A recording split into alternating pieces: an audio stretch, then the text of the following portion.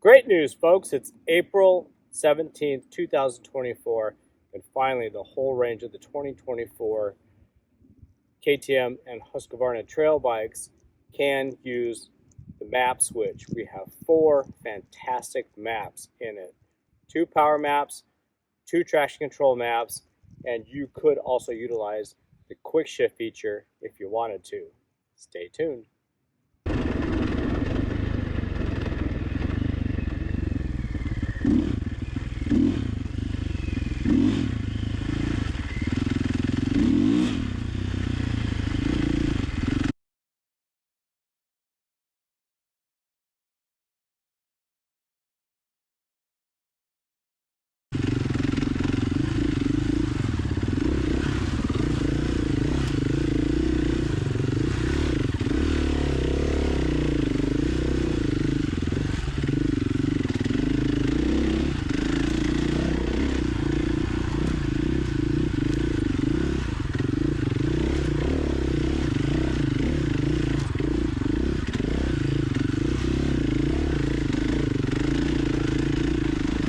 As always, I'm Dave, and this is the Best Dual Sport Bikes channel. I gotta tell you what, for under $500 for a reprogrammed ECU with the 2 great power maps in it, traction control in both maps that alters power, so you get 4 completely different maps. One that's just hugely performance based, the motocross kind of stuff, the hold on and smile kind of stuff.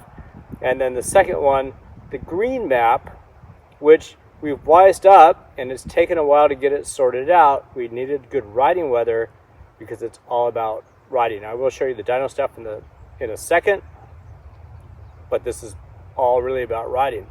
Now the difference between the white and the green, we maintain the same great fueling and ignition timing down in the green map up until 4,000 RPM.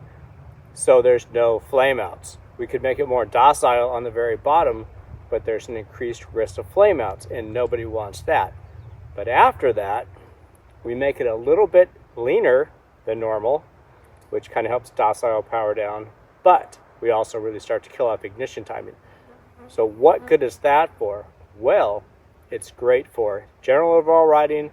It's great for things like general riding because you're going to get a bit better mileage, and you will lose some power, but the bike still makes so much power, it's not that big of a deal. Also, if you wanted to go down to Mexico and you needed to run around on Pemex, you could do that without risk of damage to your engine. So all these phases have been tested with it, and that makes it huge. Also in the traction control, when you hit that, it really kind of flattens out in both gears. In fact, first, the white map, the powerful map with traction control, is actually slower and more docile than the green map without traction control. And then when you turn traction control on in green, it's the same kind of docile jump. So you have 4 big, huge deals there. And the whole thing with this switch is under $500. Also keep in mind that you could utilize the quick shift feature now if you wanted to. You would, however, have to take it back to the dealer because the dealer has to time the ECU to the interruptions in voltage between the gears. That's what lets the bike quick shift. When you touch that shift lever, a voltage signal goes out from the gear position selector to the ECU to let them know we're in between gears, and it interrupts the ignition signal real quick and kills it, so you can bang between the gears without problems with the engine. I highly recommend to not do that because it is not a very friendly feature. You touch that shift lever, just breathe on it, and it shuts off. So you think there's something wrong. You better commit when you shift or you're not going to like it. And I would just stay away from that. But if you were doing something like Supermoto or you really wanted it, you could do that.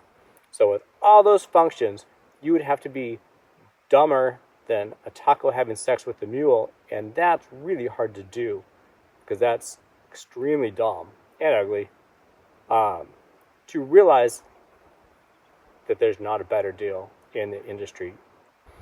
Keeping all that in mind, let's now go look at the dyno runs. Oh, I'm going to go run the white map first, and then I switch to the green map.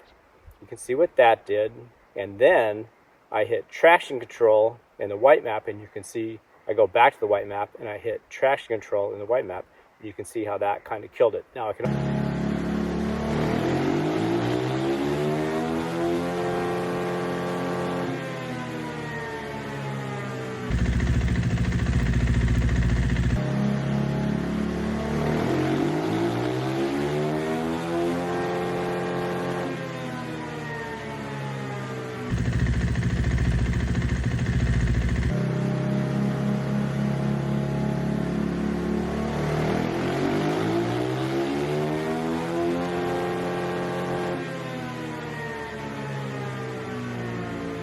pretty impressive, I'd say.